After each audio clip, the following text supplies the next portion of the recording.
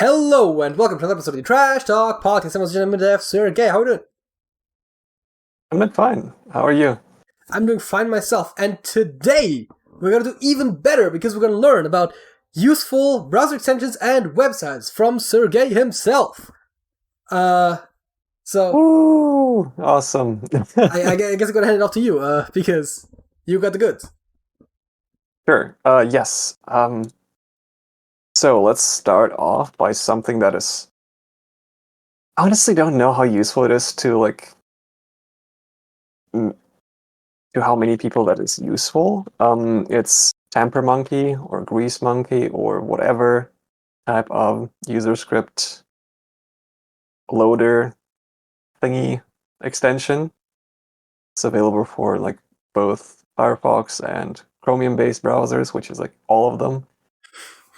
And and there's probably some for WebKit as well for you Apple folks out there.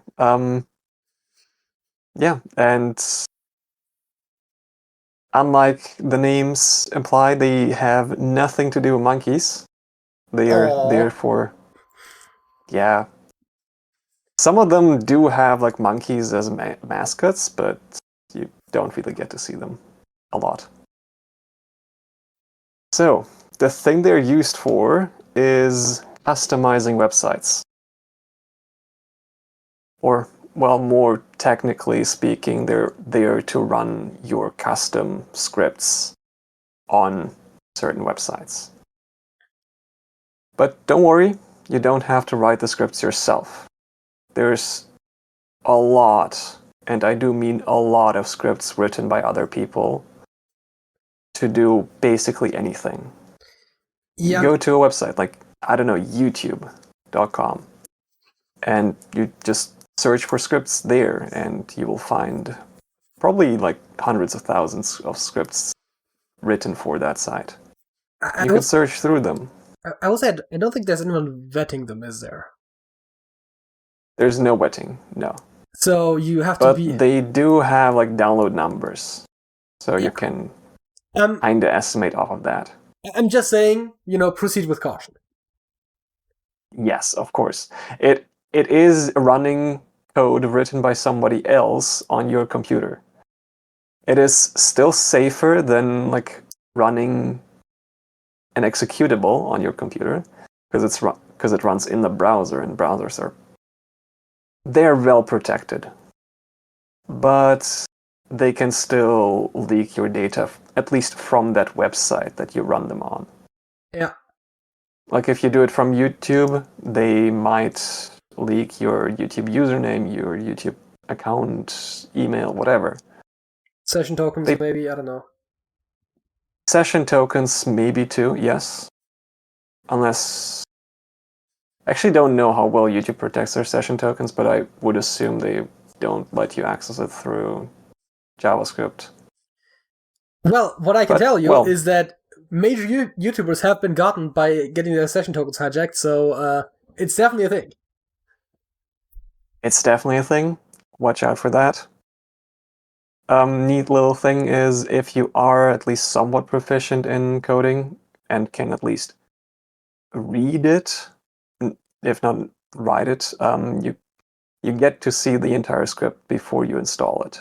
Yeah. So you could just quickly scroll through it, see if there's anything suspicious looking in there.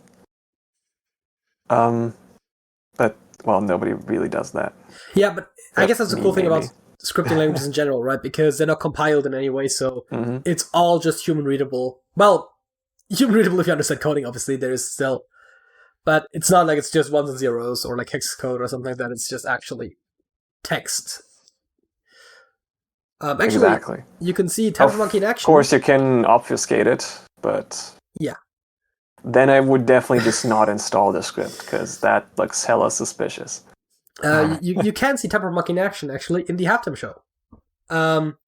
where we did actually, or Sergej actually, more precisely, wrote a script that actually just center a Squirtle and does some other smaller things. It also switches the Y and the Z on the keyboard because that's the keyboard layout that I'm used to using. Which again, right? There's just a lot of those kind of things that you can do, switching elements around, moving things, but you can also do much more complex things. I think I want to say most things you can do with a browser extension you could probably do with a script. A lot of things, not all, not everything, by far not. All things you can do by running code inside the console. If you like open or press F12 on the keyboard, it opens like the console and like developer tools.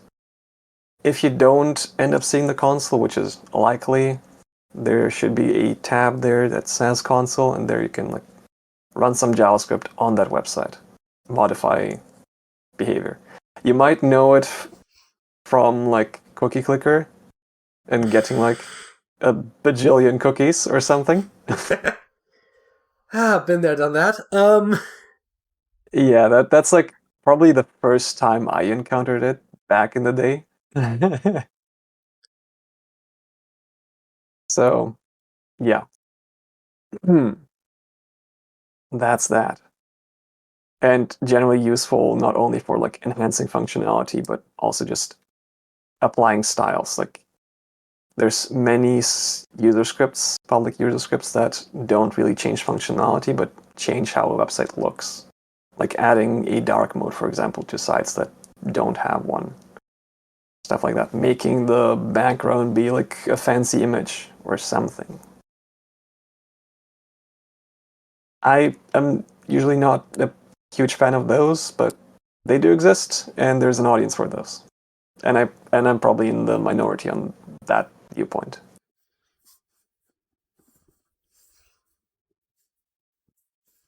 That's that on Temper Monkey, Grease Monkey, and all the other monkeys.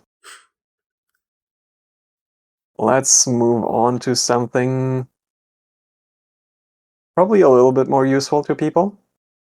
And that's image search options. It's a browser extension as well. And what it allows you to do is whenever you have an image on a website, you can just right-click it and search with context actions, context menus, I think. I forget what they're called. Like when you right-click something and it shows a bunch of options you can do, like copy, paste, whatever. It doesn't really matter. The point is you get options. Anyway, it adds another option there that expands, and you can search that image in like all kinds of different things, like Google, Yandex, Bing, whatever, TinEye. Yay, TinEye! And the neat thing about this one in particular, I've tried like a bunch of different ones that basically do the same thing, is that this one is like almost fully customizable. You can add custom search engines to there, you can edit default ones, you can reorder them, you can change the icons that they display with. You can do pretty much anything. And now I realize that I poorly thought this through, because I want to reference something that is coming up soon, probably directly after this. But yeah, you can integrate it with other neat websites for just general image searching or processing or whatever. What kind of websites might that be, Sergej? Thank you for this. Thank you for this wonderful segue to the next website this time, and it's Image Operations. The link being imgops.com. No dashes, no anything, and it basically just has a bunch of, well, as the name implies, operations that you can perform on images. You paste a link to an image, and you get the option to find bigger versions of that image hosted on the same server. Not through the general means that you would, for example, go on Google reverse image search or any other reverse image search, but by just changing some things in the URL. Like you might have seen URLs to images that have like a resolution in the URL itself. And if you change that, you get a bigger picture, or a smaller picture if you change the numbers to be smaller. Yes. That kind of thing. This does basically the same thing. Yeah, like if it has the URL schema saved in their database, they will generally be able to find a bigger version of the image hosted on that server. Yeah, I have done that by hand before, but sometimes it's a little annoying when they only have like 2 or 3 versions, and you have to hit like the exact resolution. It might take a while to try that by hand, but obviously a computer just changing out the numbers can do it very quickly. So that's very useful. Yes. It's saved me so much, like searching for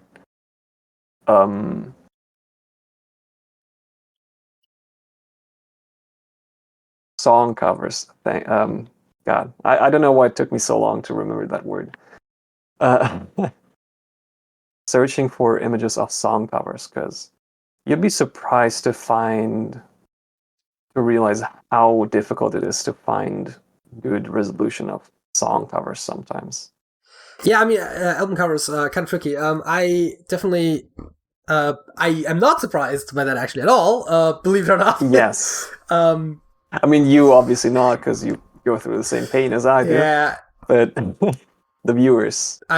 You'll see the results of tools that we use for those in the Song of the Week segment. Yeah. Man, how well all of this ties in together. It's just secretly like, the behind the scenes of how the podcast is actually made. That's just what this topic actually is, turns out.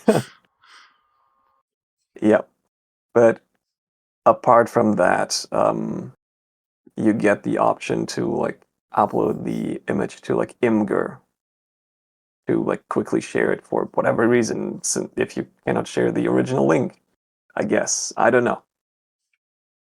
You get the option to reverse image search as well on here if you don't want to install image search options.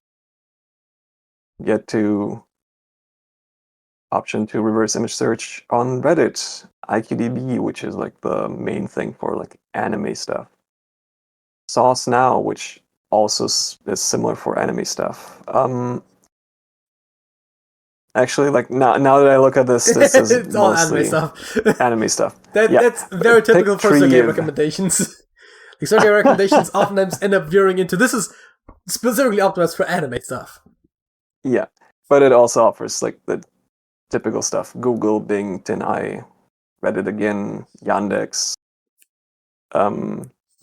Pictrive, whatever that is, which is apparently for faces, and it also gives you the option to reverse image search for stock images.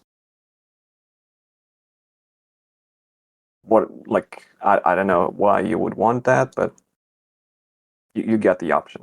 Well, I mean, if you need to have like a royalty-free image that looks similar to whatever you were looking for, then looking for stock images makes sense. Oh. Yeah, that actually might be useful. Yeah, I know that actually. The thing is, the internet kind of like likes to take the piss out of stock images, but that's actually like a very important market for if you actually need images for like projects, especially. I remember there was a post where someone was like, "Oh, hey, look, these Shark Sun's Aquaman poster are actually from Getty Images." Something. It's like, yeah, what? Did you expect the makers of this poster to just like take their own pictures of sharks? Like, of course they are. Like, that's the whole point of those sites. Yeah. Like, I don't know. Like, some of them are, like, really, really good. I don't know why they get, like, so hated on. I think part of it is some of those, like, poorly staged ones that end up showing up for, like... some of them are just kind of funny. I mean, yeah, a lot of them have become memes as well. And it's Hide the Pain. Exactly, right? Hide the Pain and the Distracted Girlfriend, right? Like, those are all stock images. Mm-hmm. Every now and again, you get to... people posted the series on, like, female bullying or whatever. When it's just, like... They're just weird, and I think people because those are the kind of stock images that are most exposed to, tend to have like a more negative or at the very least a less accurate view of what stock images are. And while those are definitely stock images, and there are definitely some weird ones, there are also a lot of very useful ones. That is true. Yeah, apart from reverse image search, you get the option to view and remove EXIF data, which is basically like extra metadata that your camera saves as part of the image. Like what camera it was shot on, what the like lighting was, what the aperture, ISO, whatever. As well as sometimes if you have the option not turned off, or if your camera supports that, it can include geolocation information, like your GPS coordinates of where you took that image from. Like most social media networks and like websites do automatically strip that from images for you. But better be safe than sorry. Famously, check that with that. Famously, Discord used to not do it. So there used to be a thing where apparently when you use snipping tool and you end up cropping an image, I think it was snipping tool. But when you end up cropping an image, it might actually just like save the new dimensions basically, but still keep all the data of the stuff around that you cropped out. Which turns out can easily be recovered if you know how to edit the image file. And so apparently there were a lot of like crop screenshots. I don't know, it might not have been snipping tool literally, but like also like a lot of like phone screenshot tools and stuff like that. I think snipping tools was also like, but anyways, and so a lot of cropped screenshots ended up being able to be uncropped, and because Discord does not reprocess the images, they actually would also like you could send it over Discord and then just the person getting it could actually restore all the stuff that you intentionally cropped out. So I think they've changed it since. I think anything that has been posted to Discord since, actually I think a couple of months before that became public knowledge, didn't do that. But yeah, it's always good to like just make sure that your images are clean. That's metadata can be a problem, and sometimes even just when you crop it, the other stuff just somehow remains in the file, which is just stupid. But I also think that a lot of the tools that were affected by that have since fixed that, because that was obviously a big deal. But yeah, I remember that story.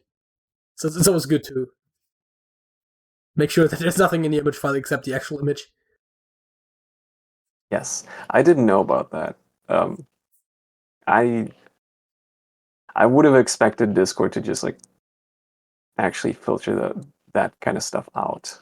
I believe they do not. A lot of sites also don't just like try to filter certain things out, but they actually like straight up basically re-render the picture, like basically like re-export it, so as to save on files as much as possible.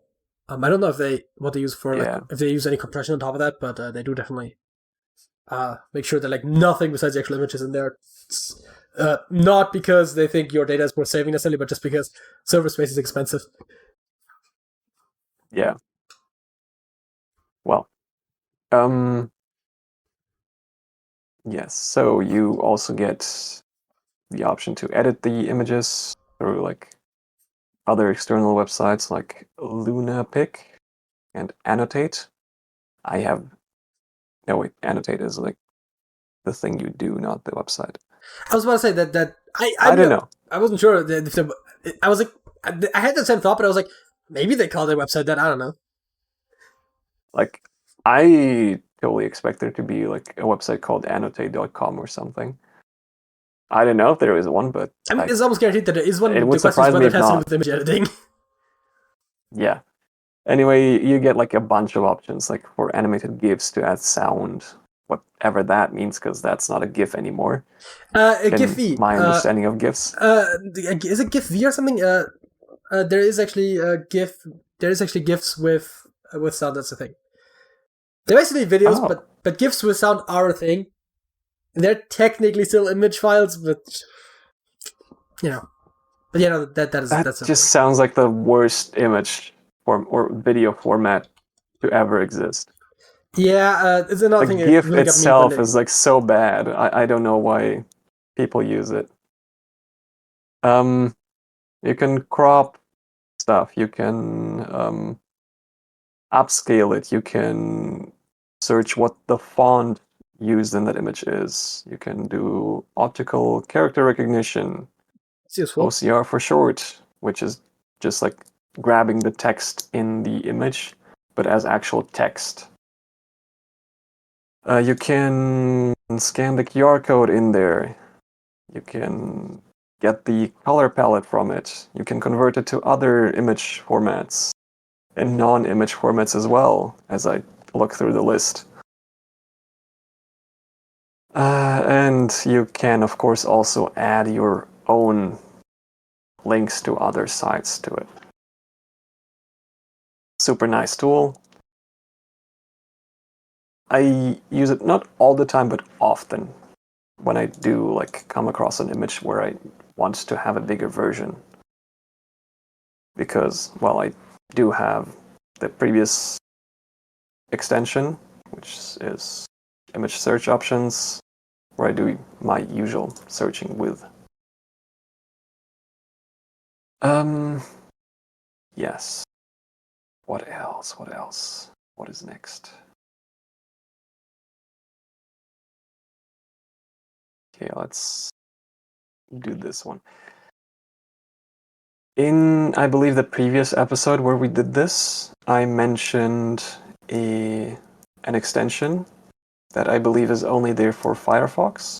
So, hello to the 2 people out there besides me that also use Firefox. Which was simple tab groups, which allows you to group tabs, as the name implies.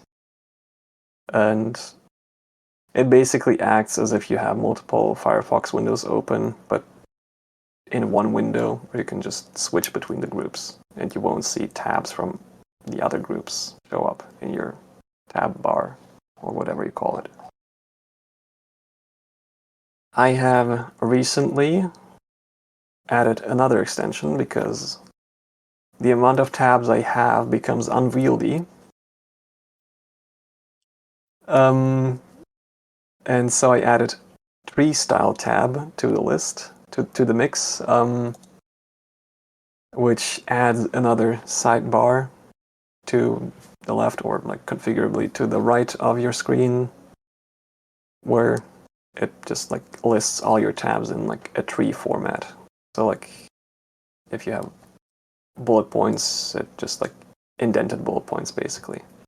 You can go like pretty far. You can collapse the trees and whatever, move the whole tree around, close the entire tree. Very useful if you're like trying to search for something and you're like in this classic internet rabbit hole of researching something. Then you finally find something or the information that you need to, and then like have to close all of this. And then you accidentally leave some tabs open, or on the other hand, like close tabs that you didn't want to close. You can just like close the tree where you started this from. I mean, I for one, usually when I notice that something like this starts getting to multiple tabs, I usually just make it its own window, and then you can just close the window once you're done. But sure. Yeah. I mean, there's many ways to deal with that kind of stuff.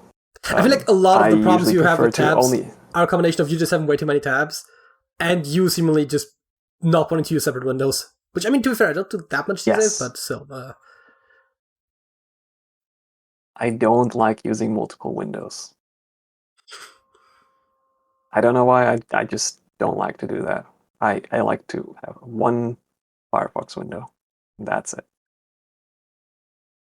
Sometimes I do open like separate windows, but not often. Yes, but sadly, Freestyle tab a bit too slow for my taste. On my current browser with, okay, like before I say the number, please take a seat,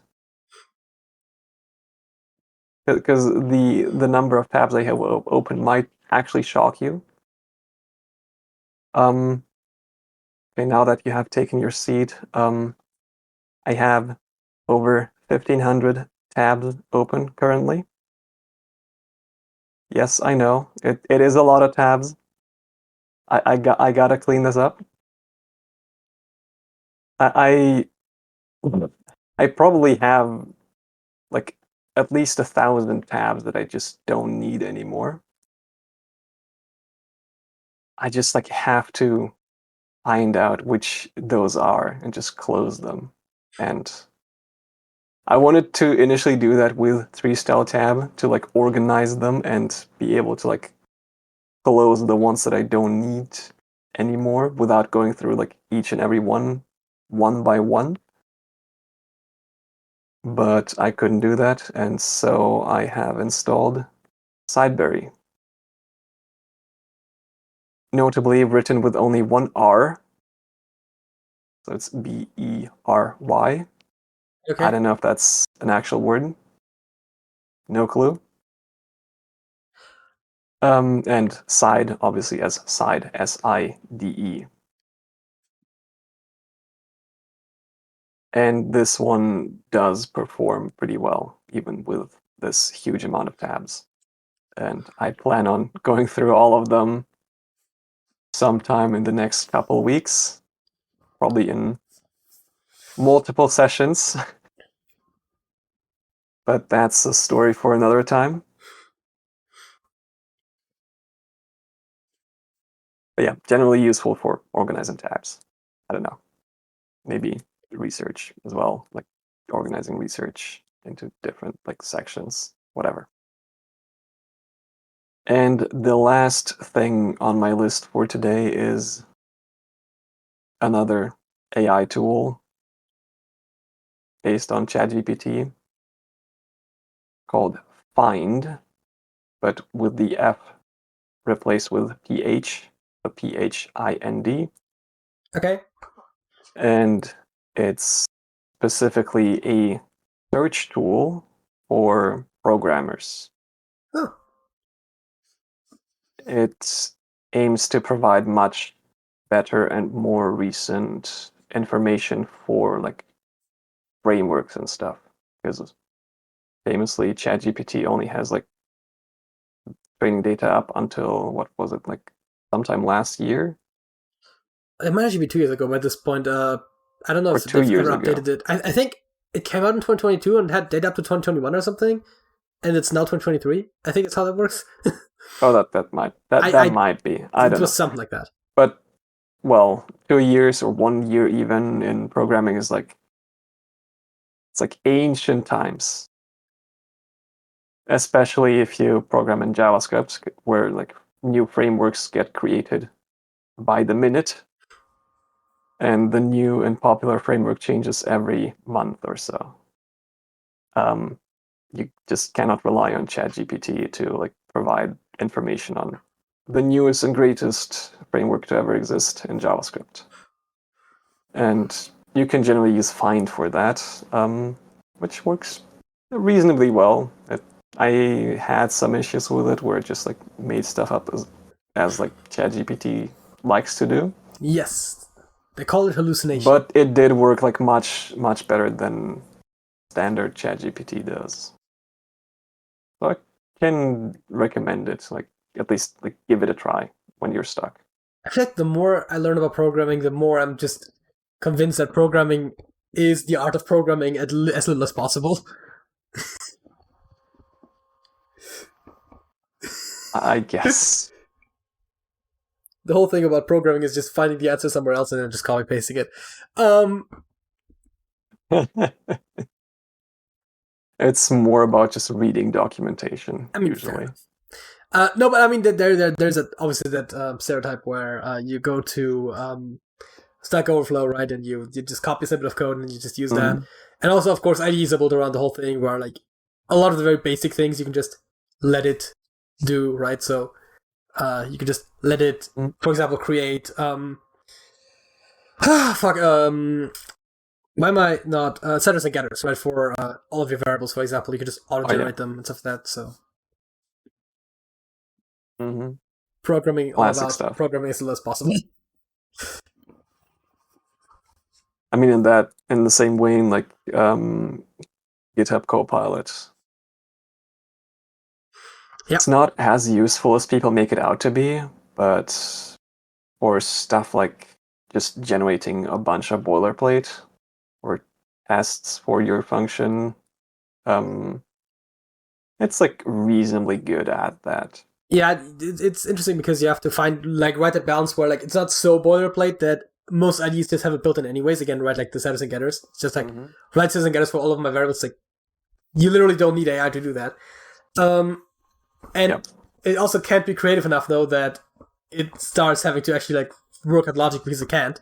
So it's got to be right in that sweet spot in between. Yeah. Like I would love to say that GitHub Copilot is very useful, but it really is not. It just like saves you time on writing boilerplate, which you generally don't do that much anyway. And the rest of the time it just like hogs your tab key or whatever you use to like autocomplete or like accept the provided autocomplete. So like if you want to indent, you sometimes just accidentally like accept the answer, then have to like Control Z. I love that. This little plate. It might just be me that has like shortcuts set up weird or something. I don't know. Anyways, I think that probably then moves us to our next segment. Which is the facts of the week. So, okay, what's your fact of the week? Right, facts of the week. I totally did not forget this. So I have 2 facts because I don't remember if I've ever told you this first one, which is that you can apparently decrypt like public and private keys of like those security access cards thingies that you like hold up to like NFC tags, I believe those are NFC tags. Yeah, NFC cards, whatever, that you hold up to like door card readers, whatever, to like open the door for you or unlock the door. Just by like filming it, and if it has like a power LED somewhere on the card reader. Oh, crazy. Okay, I'm assuming that has something to do with like electrical fluctuations in the light that you can detect. That is exactly. Like normally you'd assume that those fluctuations are so minor and happen so fast that you wouldn't be able to do that. Because like you would need to like record at like ridiculous frame rates and probably also like have it record multiple times of the same NFC thingy exchange authentication. And well, you do have to record it multiple times, but the frame rate of like your typical smartphone camera is like good enough to do that. And the reason why is because even though your camera records at like, I don't know, 30 or 60 frames a second, it's actually technically a bit more than that. Because your camera doesn't capture the whole image at the exact same time. It captures rows of pixels. And the distance and in time between the rows of pixels is like really, really small. So you actually get a time resolution of like multiple 100,000ths of a second. Like 1 in like multiple 100,000 of a second. That's interesting. Which is, yeah. So ideally you'd have the camera as close to the power LED as possible, which is not that practical. But if you do have like a optical zoom, my guy. Optical zoom, yeah. Thank you.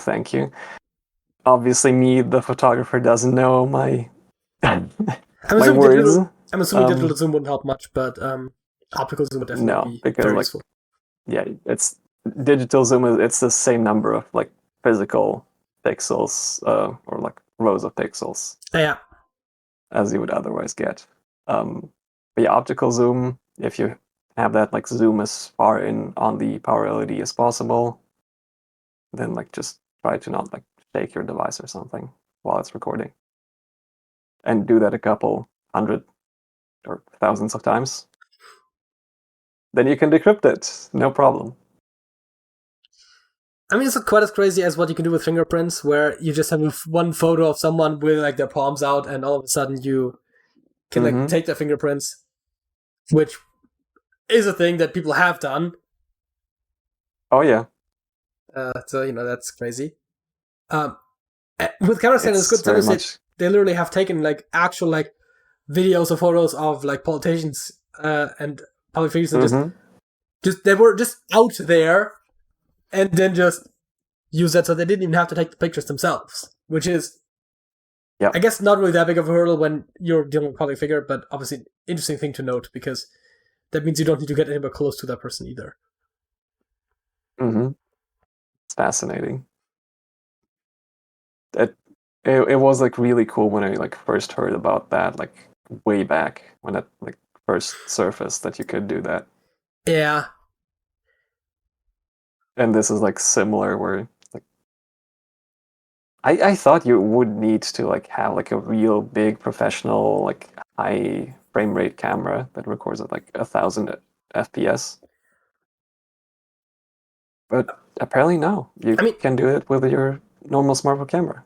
To be fair, in theory, if, and I don't know how that works for cameras actually. Now I think about it, but I know for human perception, when a light is flickering too fast, it just seems to dim, right? And in theory, if you have enough recordings of like the light dimming and getting brighter again, then you could also overlay those to get a more smooth, to like actually get a more precise gradient by like inferring from like the various images. But I don't know how that works with cameras, because it obviously take pictures in a discrete moment of time, I presume. Well, actually, it depends on length of the exposure. Yeah. So in theory, you should be able length of exposure. Yeah, it just like says how long it should image that without like, well, closing the shutter. Yeah, so I guess you could still, right, by like having multiple recordings that are like not perfectly synchronized, you could then overlay them to get like a much higher frame rate effectively as well. It wouldn't even need to have like different frame rates. Not different frame rates, but different start times. Oh yeah, different start times, like delayed by a bit. By less than one frame, preferably.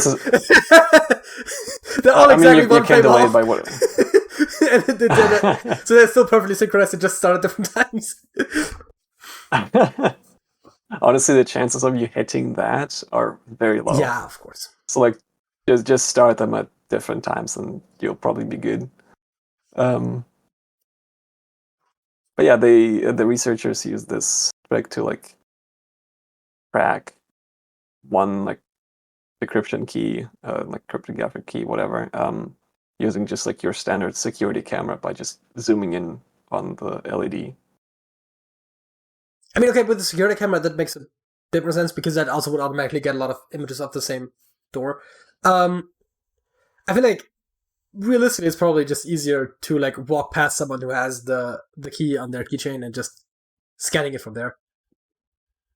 Yeah. And then using a replay attack. Although, of course, I recently learned that it's not that easy. Well, yeah, because it probably does the thing where it asks it to like decipher add one and recrypt, and then yeah.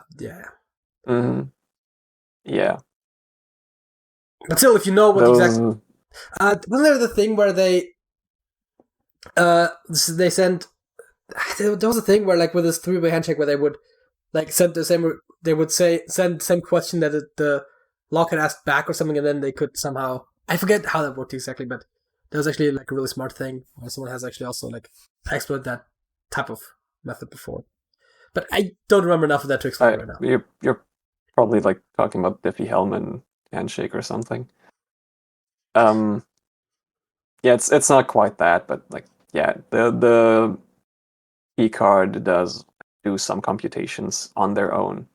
It's not just like a storage device that just like is passive and only is doing what it is told to do. It does have like a small computer on it that, bonus fun fact, runs Java. Oh, I like Java. Huh. Also, fun fact, your credit card also runs Java. Your phone SIM card also runs Java because it's the same fucking chip. Yeah, I get the idea. No, that's cool. I hadn't heard that before. Did you said you wanted to give a second fact, or do you want to keep that for another time? I mean, I can give the second fact. So like another big bonus fact. So apparently tarantulas are rather fragile, and like if you drop them from like your normal, like I don't know, a meter in height, they will just like explode. When you say explode, Yes.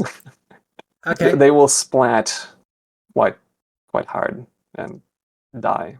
huh? Okay. I didn't know that. I thought like, hey, spiders, they're pretty nimble and can probably survive great falls, but apparently not the bigger ones. Yeah, especially because you think right, like, the legs should be able to act as shock absorbers to a degree. Tarantula is also a bit hairy, which is probably not a huge amount of cushion, but it's still better than nothing. You would think, that I can see how you'd think that those would be fairly stable. At the same time, they're fairly small and they probably don't live in an environment where they would expect to have like larger drops, especially onto harder surfaces. So it also makes sense that they wouldn't be particularly adapted for it. So I can see this on both sides. So if you don't want to kill your tarantula, don't drop it. If you do want to kill not your tarantula probably, then do try to make it fall. Well, my fact of the week is also about animals. More specifically, it's about the Japanese water beetle. I don't know if you've heard about it. Don't think I have. It sounds kind of up your alley, because it's Japanese. The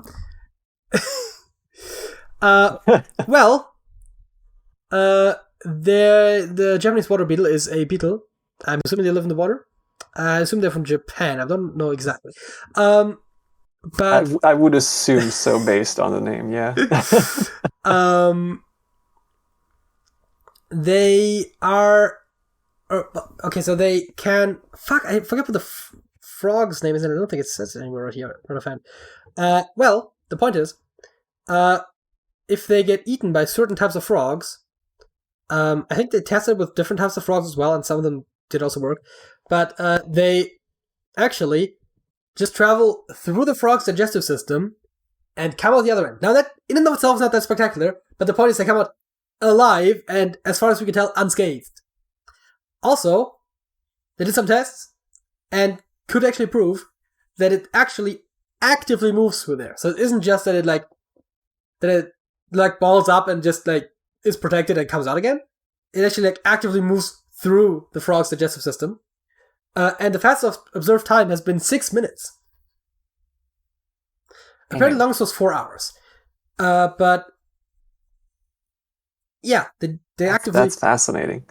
Their defense against being eaten by frogs is to just crawl through the frog and come out the other end unscathed. That is amazing.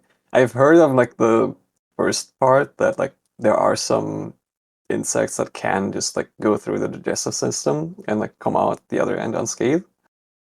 But I didn't know that like at least these ones in particular actively like crawl through there. That is fascinating.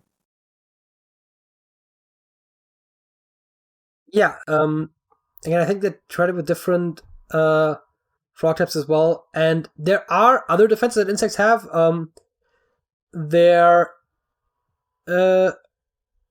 bombardier beetles, for example, spray toxic chemicals, and then the frogs will just spit them out again. But yeah, no, this one is. I thought it was funny. It's just in one way, out the other.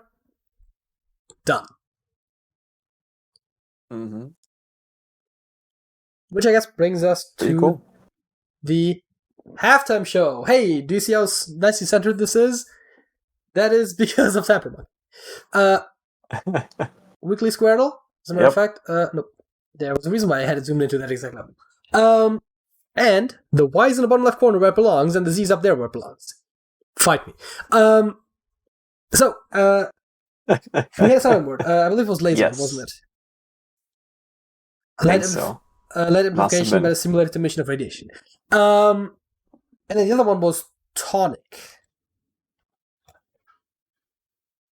Well, no I's, L's, or C's. We got some hints for A's, S's, E's, R's, and N's. As well as no O's in the first two rows and columns, except up there maybe. Wait. No, it's just specifically not the second ones. It can be the first. I'm an idiot. Okay. No O's in this row or column, but they could still be up in these. Mm-hmm. So at first I thought it was like down to this 3x3, but that's if you have them like there and there. Yeah. Not quite. Or if we had an O in the very first step, what else? Anyways. Mm-hmm. So, well, the third row we have no positive information about. The third column we know needs an N.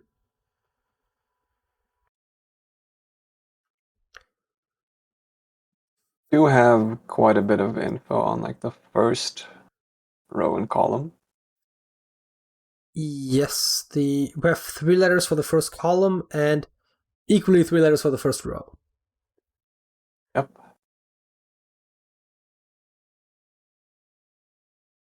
We have the letters to spell out C and ear.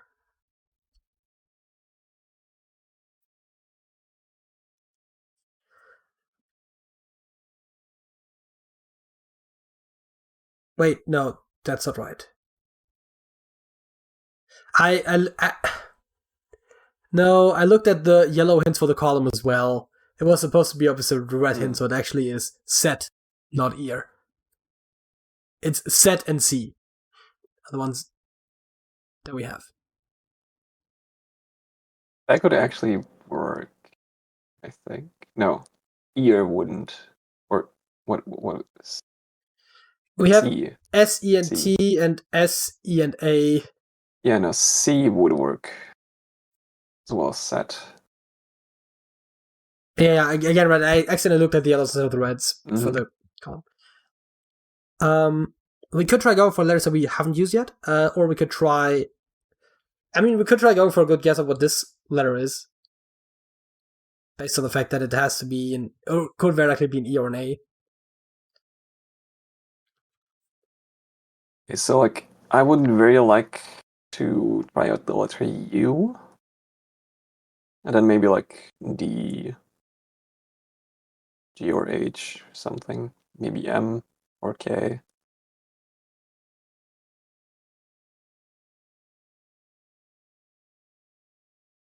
Okay.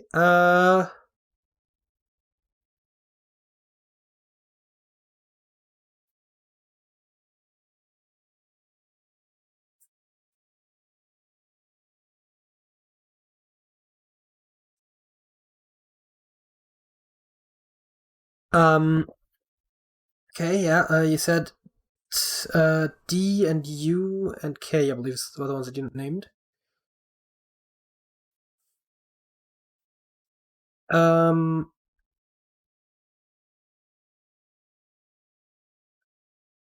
Daunt. D-A-U-N-T. Doesn't test that many new letters, but tests for a couple ones we have already hints for. I mean, the unfortunate thing is that obviously it would be more useful to have the A in first, but obviously that doesn't work. And I guess, yeah, sure, why not? Let's do this. I mean, we got some hits. Oh. I'm starting to get the feeling that this is an A. Yeah, it does seem like it. Actually, I also get a good. Actually, this one has to be an A. Because this isn't, and this can't be. Oh, So true. this column actually needs an A, and it has to be in first. That's already a given.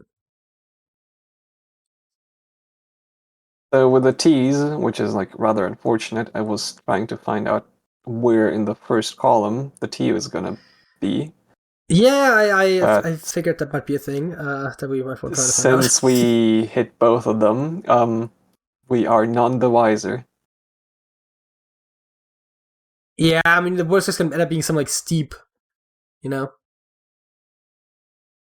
But that doesn't work. The T can't be in second. That's literally what we tried it already. Yeah. I'm an idiot. Mm-hmm.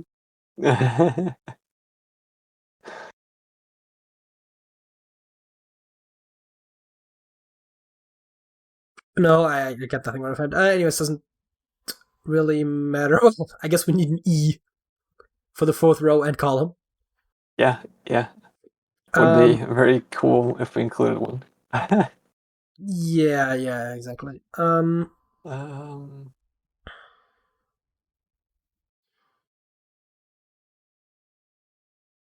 Oh, we actually also I just noticed the N. No, not the N.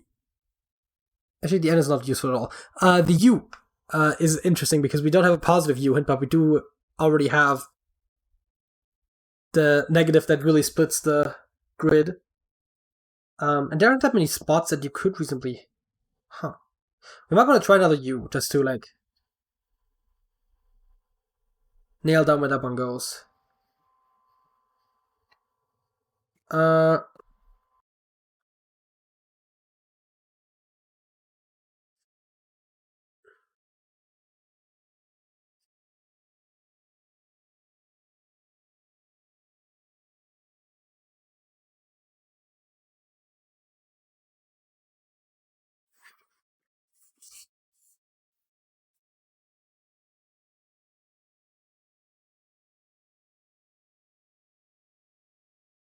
Not actually necessarily that easy.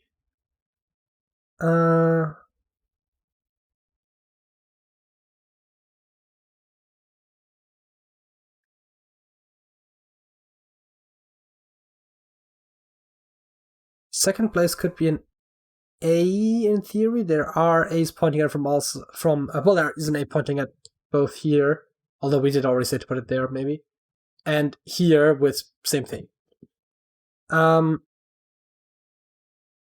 Is huger a word? I somehow don't think so. It is. Okay, cool. Hey! Huger, the hugest. The more you know. Found the U. Also looks like it might well be the only one. Not guaranteed by any stretch, but could be. Oh, wait, G. Third column needed a G. True. And it couldn't go in the middle row.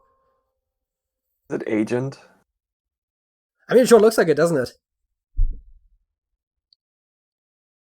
I couldn't think of a consonant that could go between G and N, which really limits us to A, E, I, O, U, Y, which are the vowels.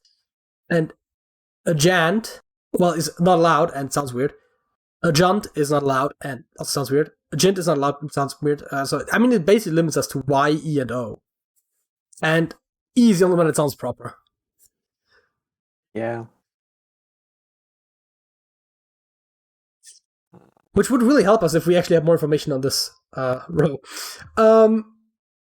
I just realized the H in the first row. Oh, you're right about the H in the first row. And most notably not in the first column, so we can already eliminate that. I'm feeling SH, maybe? Could also end in SH.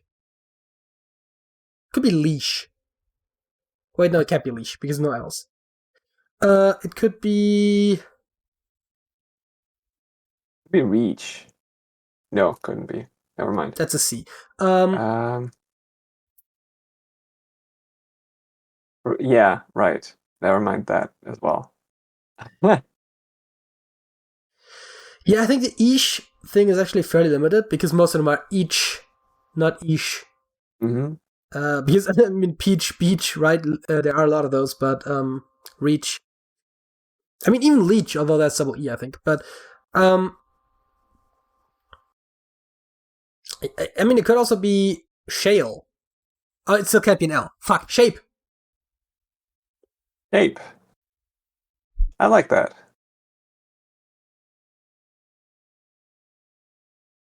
I mean, this is very much like conjecture. We don't have a lot of evidence for that. But it doesn't sound. Now, do we have any terrible. more hints for the first column? Well, we still know that we need the second row maybe first. Second row. Yeah, I thought about second row, but the only hint we have is an A, which we're already using. For the first column, we still need a T and an E that we haven't further restricted, I believe.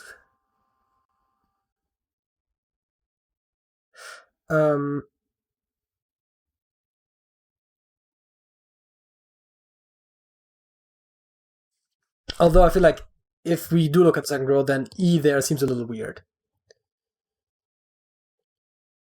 Which would limit E to being in one of those two.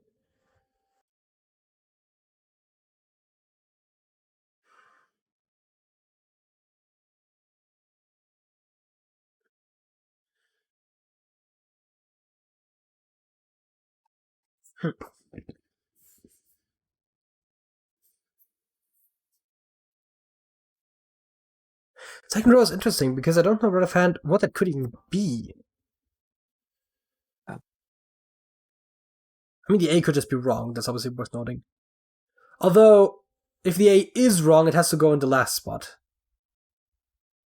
Which would mean it would end in GUA, which also doesn't sound great.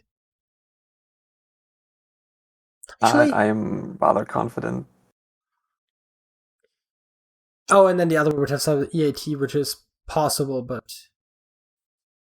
yeah. UA or GUA at the end doesn't sound too likely.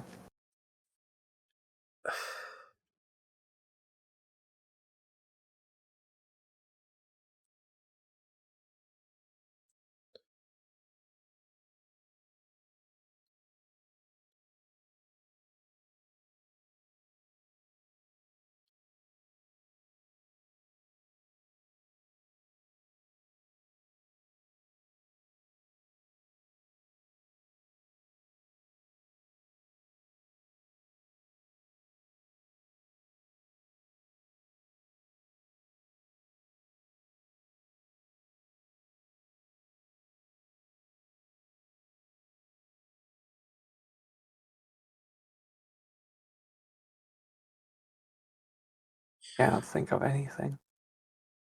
Yeah, I was trying Nothing fits. to think, but I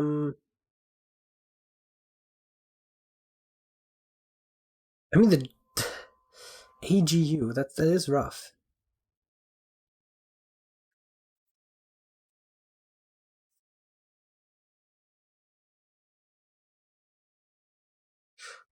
How do you spell wagyu, however that's pronounced, the steak?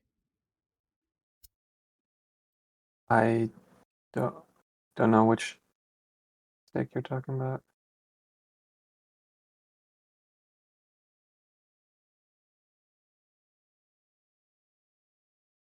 There's I think it's a type of steak. I'm gonna say it's cow. Like that's a Like some Japanese kind of stuff. I think so. Yeah, that sounds about right. Well, if And it's it Japanese, could then end with W. If it's Japanese. yeah, I was thinking about it. If it is Japanese, it probably wouldn't end in in like UE or something like that, which would be the only really way that this could go. With that, Or it could end with N. Yeah, no, I mean generally it could end with a ton of letters, Yeah. right? It can't end with N actually because we can't have an N in that row. But yeah. Yeah. I mean, I tried mentally. I already tried like P. I think I tried T, despite the fact that I now realize that also isn't possible. Wait, R. How about R? That sounds like something. Wagur, Ragur, Tagur, Zagur, Pagur, Zagur, Fagur, Gagur, Hagur, Jagur, Pagur, Yagur, Tragur, Vagur. Doesn't sound like anything. Magus. Oh. Oh. I like that. I like that very much. Which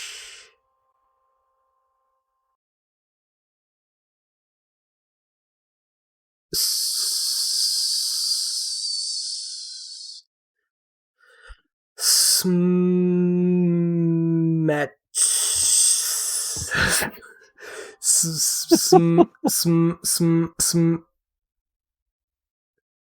I mean, the artist word starts with SM, right? Like Smelt. smart, right? But no, like, fuck, no else. Oh, smelt, you said.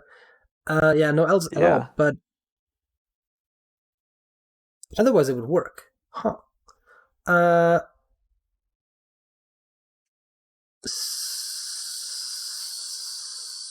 Sment, smept, smewed, smeft. Smet with double Smeth. T. You know, when you ask some guy, what is that? And he's like, oh, Smeth. You know? Mm-hmm.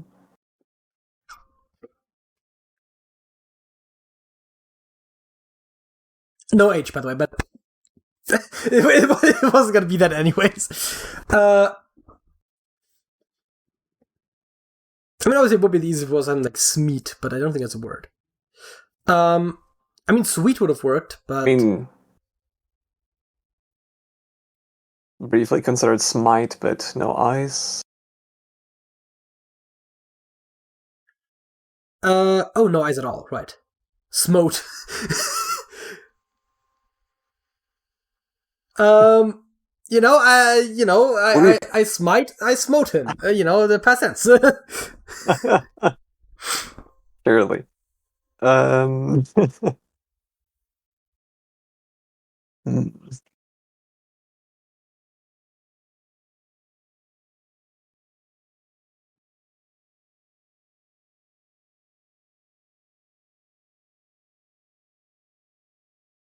Hey, how about we try to solve the last column? We have EST. Oh, and we need an R. Yeah, then. So it would be Esther. I guess. Do you want to try that? It works, right? Or is that spelled with, or do we spell it with? Yeah, no, that's correct. I was gonna say do we spell it with TH, but no, we spell it that way. Also, we almost solved the last row. Mm-hmm. I was gonna say ether, but the T's in the wrong spot. Oh, speaking of, no, we have an H. Never mind.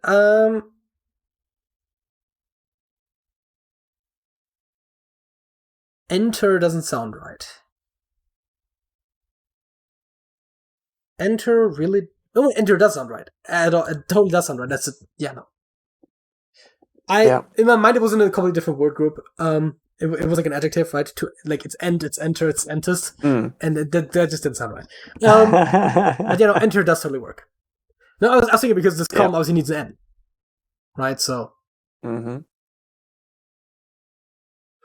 which then also means this column now has everything that it needs. Which,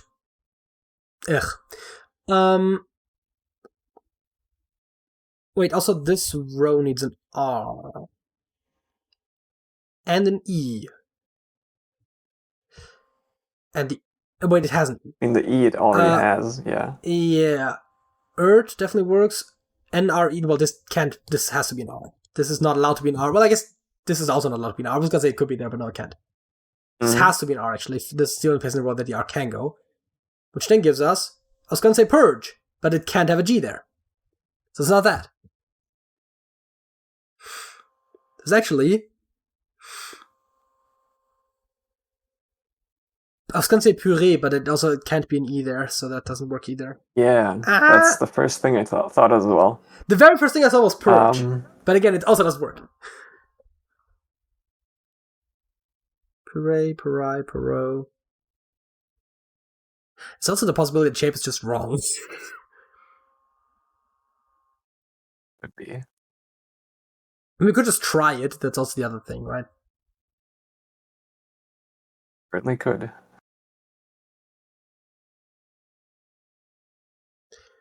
Actually, I can tell you one thing. The H has to be there. Because it can't go in this column, and obviously that's where we tried it.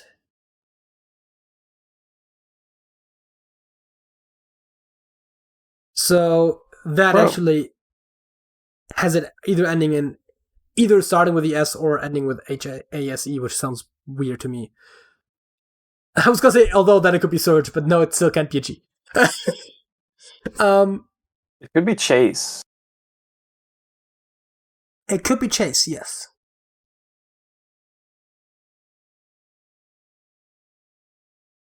Doesn't really help us though, does it? Oh no, it can't be Chase because no C's. Oh. Right. But no, I mean, it would have been a good word, but it wouldn't really help us because I don't know an S word here either, right? So it's not like that's more helpful than a P. Surge, but, well, no G's either. Again, purge, right? Like, it's the exact same thing. Mm-hmm.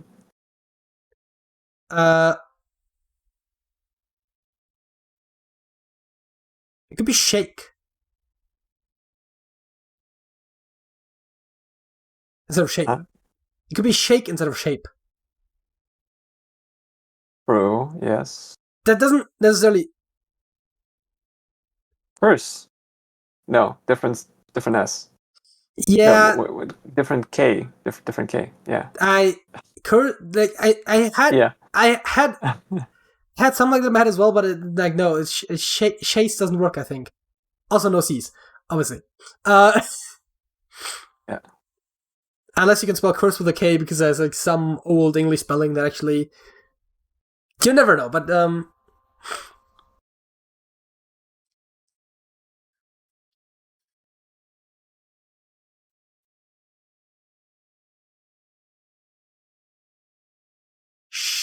D's. I was gonna say shade, but no D's. Okay, so we have... Share is not allowed. Shape, we have tried.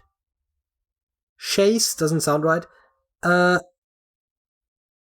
Chafe is spelled differently. Shake doesn't. No, it's also not that. Anyways, shake. Shame. And shave.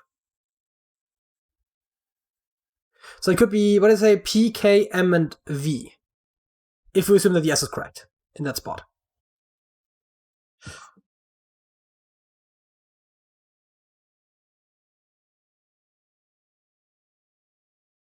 We haven't tried any of the letters that I just said at all, so we don't have any positive or negative hints towards that. But yeah, V, P, M, and K.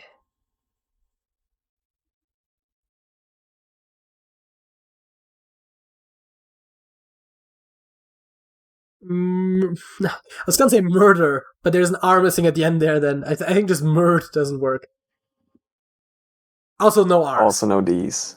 No D's. The R actually was there. That would have been the correct one. Yeah.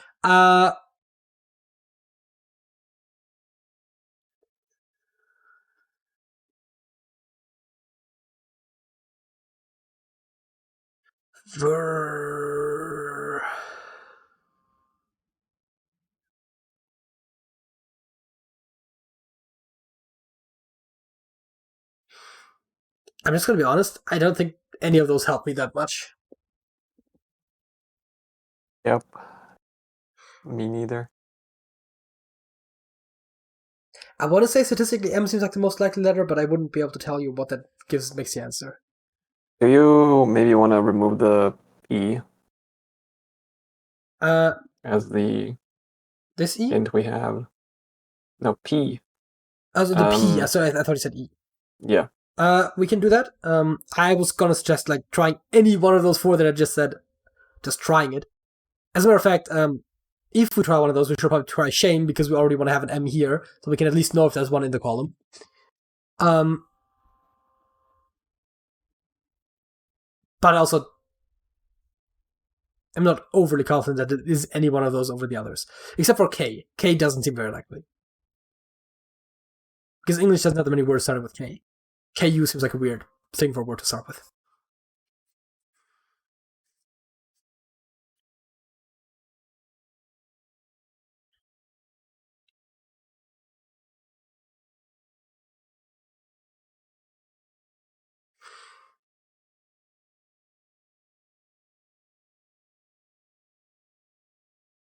Could it be phase? Phase? Phase? I don't know how it would work with PM. I was going to say, probably doesn't, right? That's the... That was going to be my concern as well, right? Because phase does work, you're right. It's one of the few, I mean, before an H you have, right? S, C, P, or C, right? Did I say C, S, P, and T? Are the phonetics that usually go before H. The four consonants that go before H. Mm-hmm. Well, I mean, it's not going to be a haze, haze, oh haze. So it would have to be consonant. So phase, chase, which doesn't work. Phase, which is not a word. And wouldn't work. Or chaise. So yeah, I mean, it would have to be phase if it is the S at the end.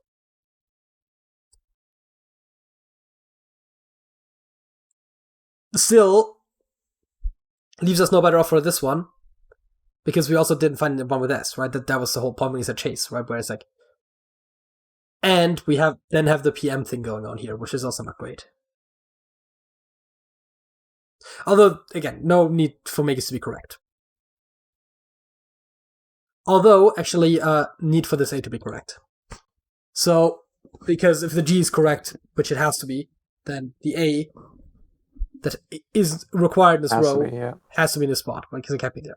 So it would have to be Vegas, Regus, Tegus, Zegus, Pegus, Zegus, Fagus, Gagus, Jagus, Kagus, Jagus, Segus, Vegas, Vegas, Negus, Megas. Makes the owner can come up with that makes sense to me. PM, not that I know. SM, yes. EN as well. But no Negus. So I am fairly confident in the S being there. Also the row just needs an S, right?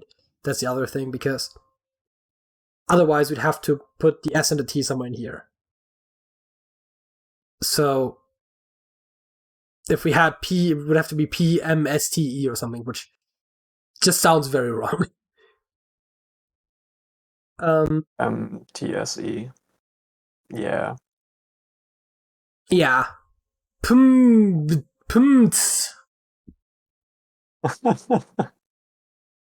Yeah, that just doesn't work out. And the question is, does the T go here or does it go there, right? That's... Mm-hmm. I mean, assuming the M is correct, then there's only really one spot. So, we said it can't be Smite. I mean, I did jokingly suggest Smote, which... Unless Smite with a Y.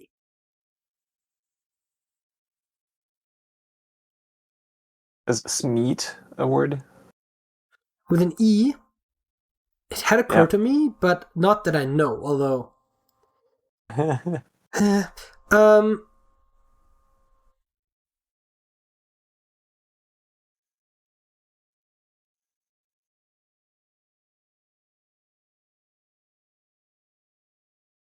We would also then have to figure out what this. Well, I said smote, right? Which would give us overt. Maybe. It does occur to me that that would also then have to put a word together there, which Haven. What? Haven. Haven? A haven with an E, yeah. Yep. Which then makes this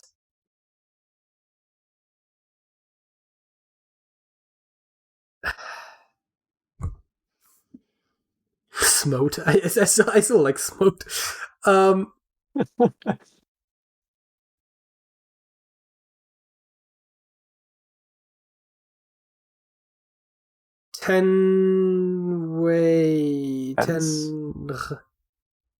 What? Tense. Tense. So it's very good. And then this one's purse. Hey! Took us long enough. Yeah. See, I think that's the problem with us being two guys doing this. I don't know, maybe that was sexist, but, if the word is purse, I feel like... Mm-hmm. And then we're doing columns. Which is great, because I want to try smote. Haven.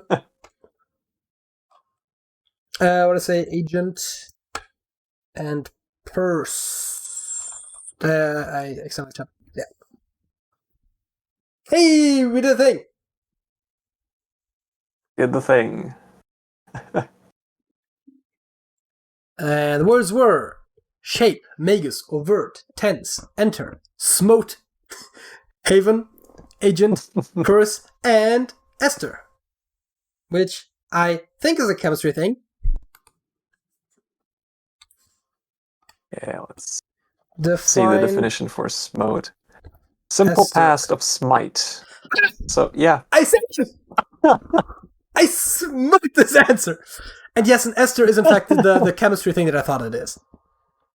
Okay, what is it? It's a carbohydrate. I'm not familiar with that. It's one of these. See. You know, the I love how just people and this one example. You know, you have an oxygen with a double bond to carbon, and you have some rest there, and you have an oxygen with some rest there, and that's an ester. I see. Yeah. Yeah, you get like isn't that like where you get like which one is ester again? Fuck. I know it says, but alright. Methyl, ethyl, yeah, like it's they're closely related to the alcohols. It's those sort of like things where you can, you have your methanol, ethanol, pentanol. Wait, that's not right. I'm pretty sure penta is 4. But yeah, anyways.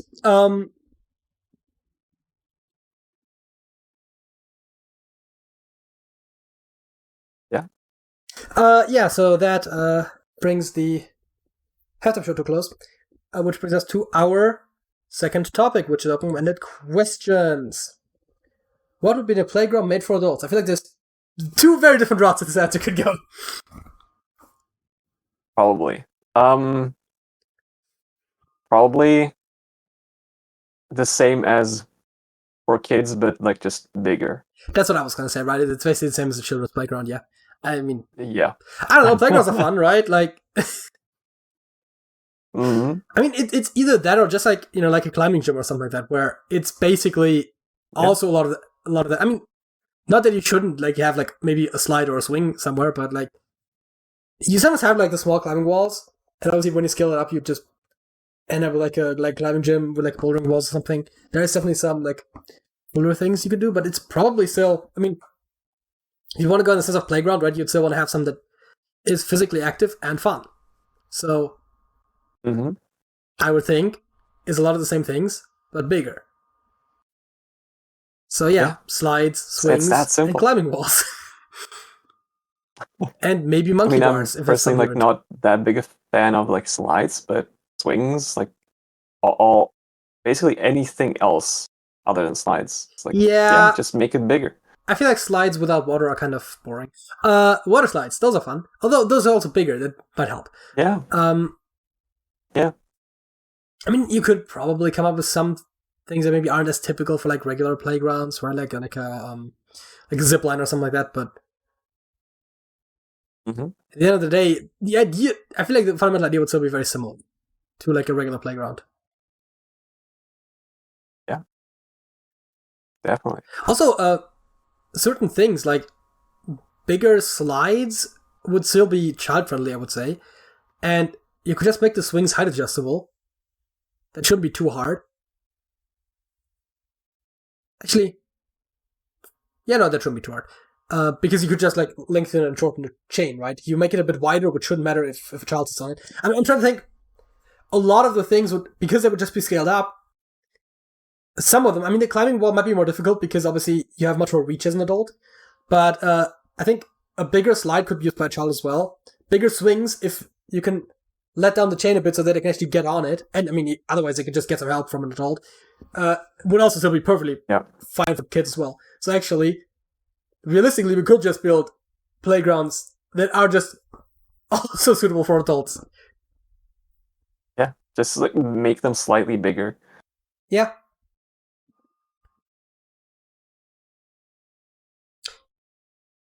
I'm not sure if this is a very abstract or very literal question, but what is your happy place like? Yeah, honestly, I don't really know what it is asking. Because I feel like there's two ways to interpret that question, right? There is the like the actual like physical place that makes you happy, or there's like the like now think of your happy place, right? Like the sort of mental thing, which I never quite got either, to be honest. But it's a thing that I've heard before. I don't know. I'm pretty happy at home. That's yeah. It's a place that I'm comfortable in, and that's all that I need. Mm-hmm, exactly. What would be the most significant advantages and disadvantages of humans colonizing a different planet? Well, one of the most significant disadvantages would be having more time zones. God. I mean, you're not wrong, but like, god damn it.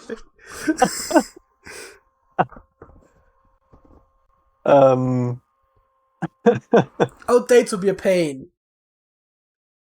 Yeah.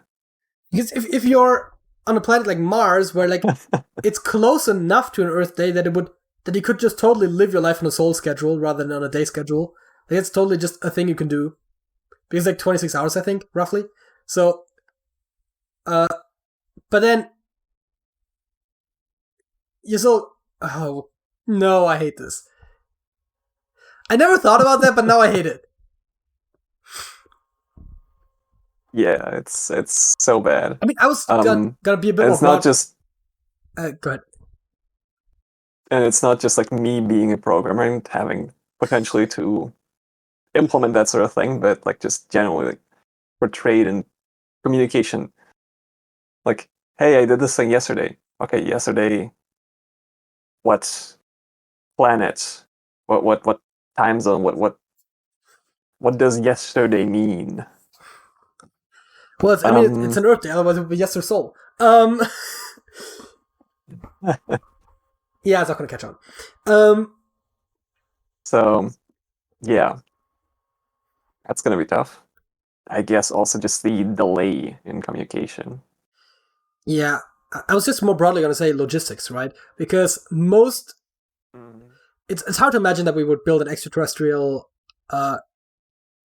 civilization that actually is self-sustaining anytime soon.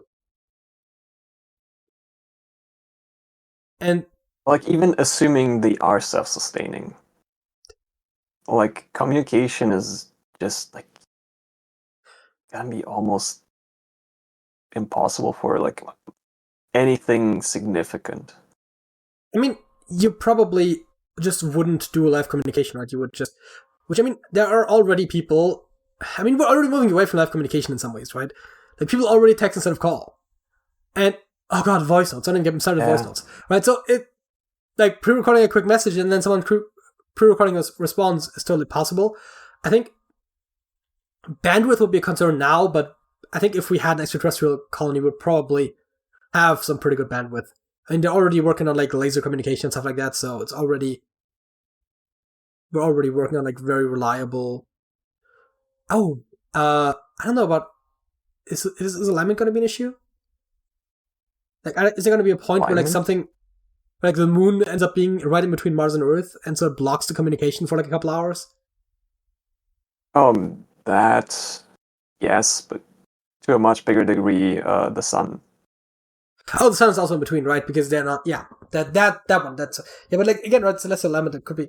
I mean, I guess we could have satellites in orbit around the sun directly that then ping the signal around. It would be slower, but it would work.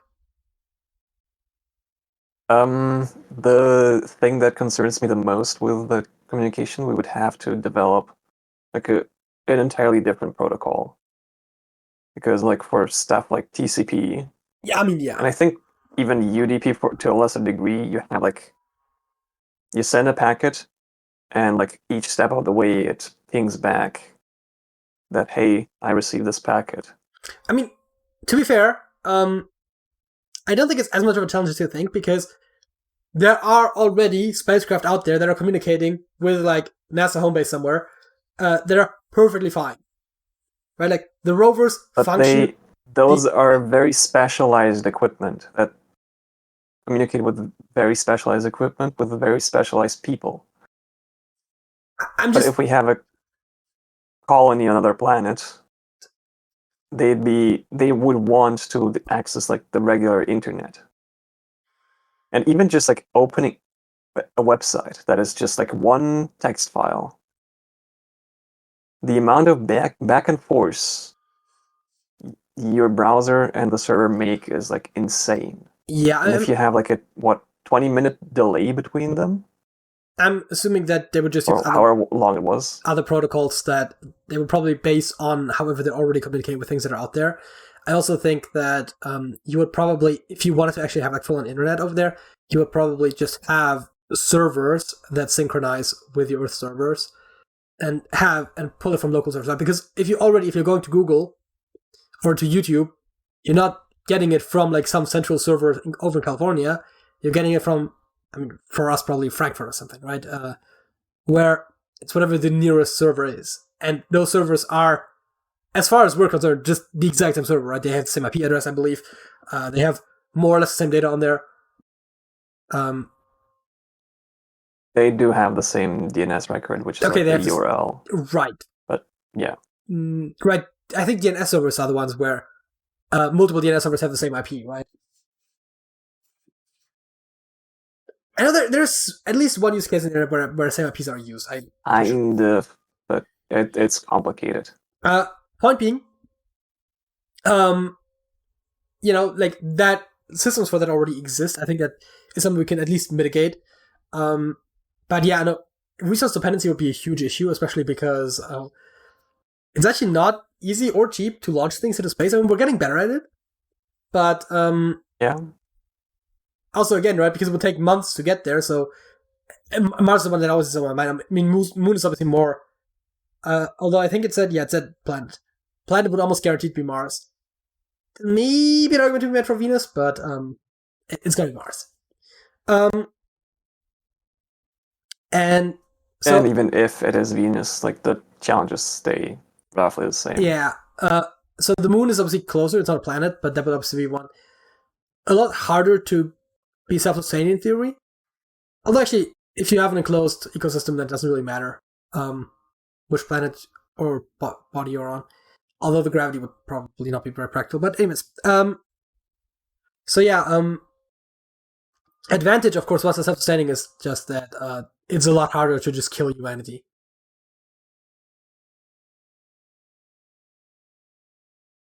Yep.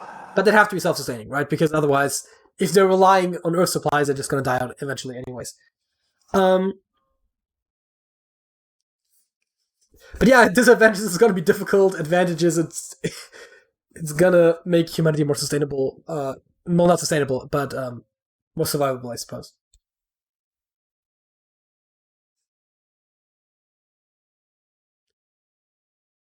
Let's do one more. Why are humans driven to find answers to mysteries?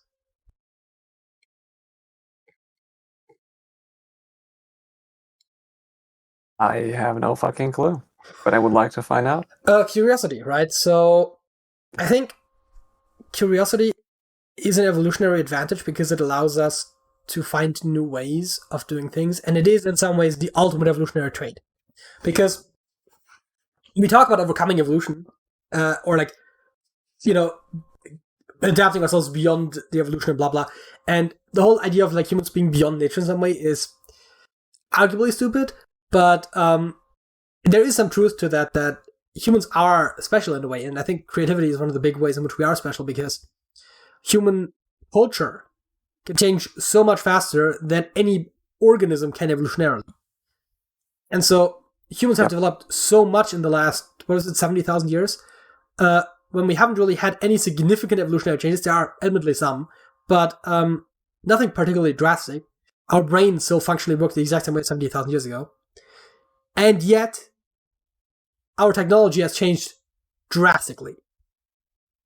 And so, I think, in some ways, the thing that makes humans evolutionarily very effective is our ability to adapt, and that comes from our intellect and, to some degree, from our curiosity, right? Because we have to, without curiosity, I think it would be very hard to optimize.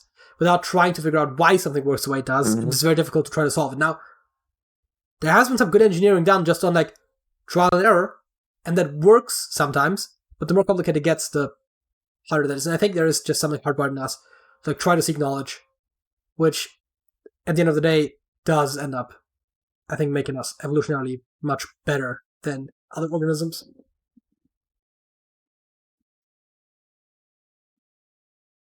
Like a pretty solid explanation. Also, the best evolutionary strategy for life forms is to be eaten by humans. To be what? To be eaten by humans, right? Like all of the most widely existing animals and plants are just the ones that we cultivate.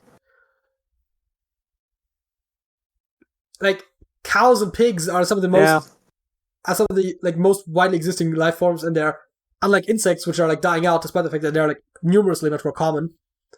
Like there's no danger of cows or pigs dying out.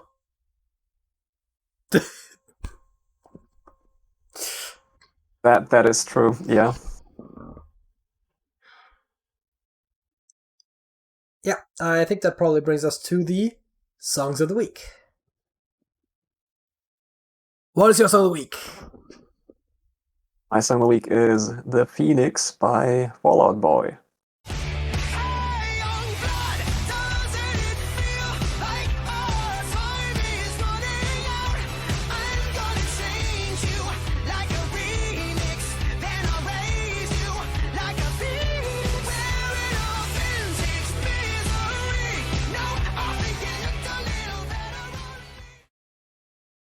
I'm gonna probably have to listen to it in its entirety to make like a full-fledged opinion on it, but I don't hate it. Nice. I'm optimistic but skeptical. I guess that's how I'll put it. We'll see. Fair enough. So what's your song of the week? Well, my song of the week is Victor and His Demons by Fiddler's Green.